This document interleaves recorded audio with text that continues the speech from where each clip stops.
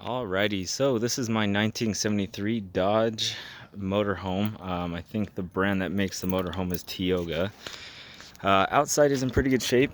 Before I show you the outside, I'm gonna start it real quick, just so I can get the engine warmed up, kind of show you how it runs. I haven't started this in a week, but it starts right up. Like I said, it's got super low miles on it. It's got 50,000 miles. Everything pretty much works on there. Gas gauge doesn't work. I did notice that. All the other gauges work, but it could be just like a broken wire or a sensor or something like that. But yeah, you got your basic controls right there. Most everything works. I'm not sure about this heater. I've never tried it or actually got it to work. But these seats are pretty comfy. They are a little bit torn up, but they're pretty good for the age. Let me show you the outside while this thing warms up. It's got that Dodge 318 in it,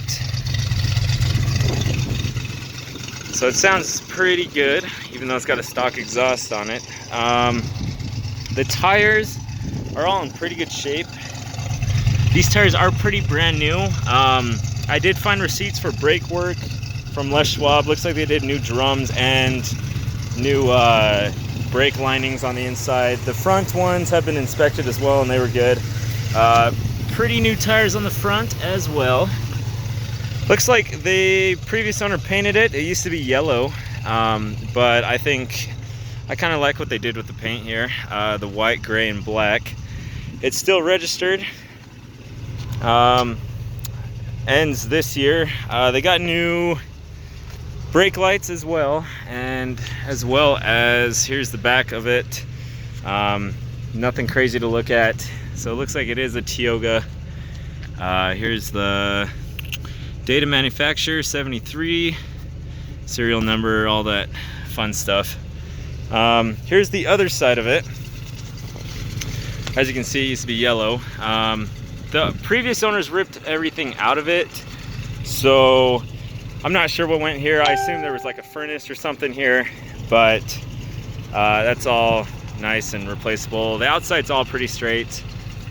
Same with this side and all that fun stuff. It is a dual exhaust, exhaust on both sides. Here is the front again. Let me show you the underside real quick.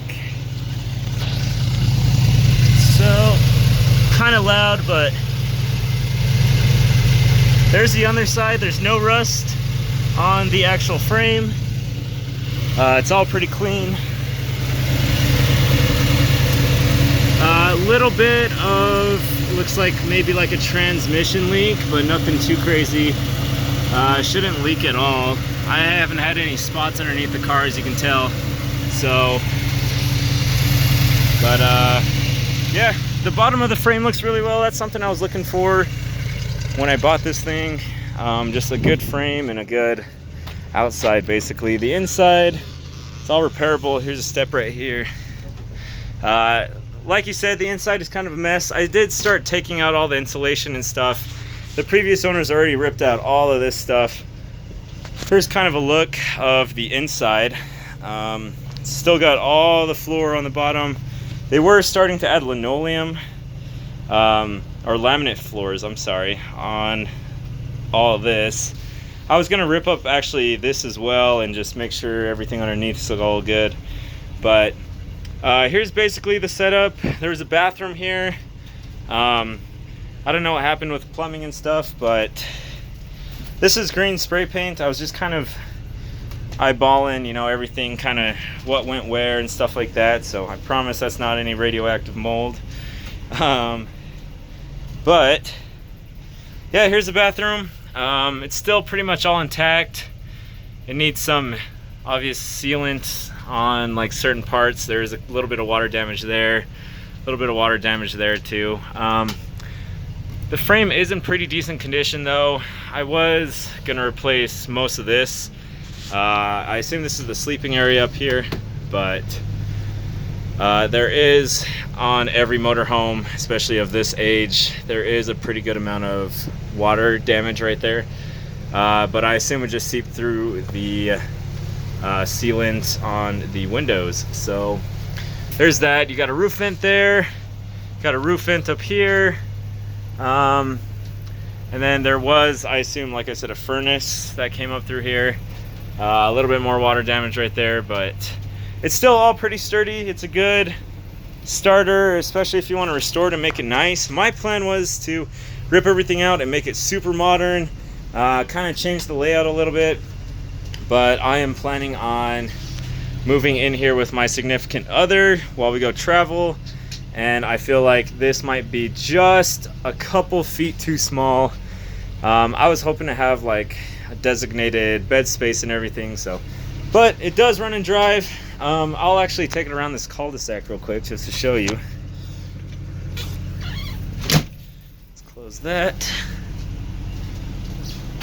This is looks like the floor they're putting in. These seats are probably one of my favorites. They're super comfy, but yeah, it does run and drive. It is pretty old, and it probably needs its tire balanced or something. It does shake a little bit, but like I said, I did drive it down from Provo to Pleasant Grove, and before that it was in Park City. So, but starts right up, runs and drives, turn signals work.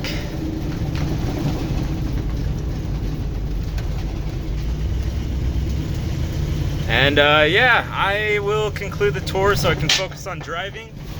But as you can tell, it runs, drives. Interior does need some work. So let me know what you think, and text me if you got any more questions. Thanks for checking it out.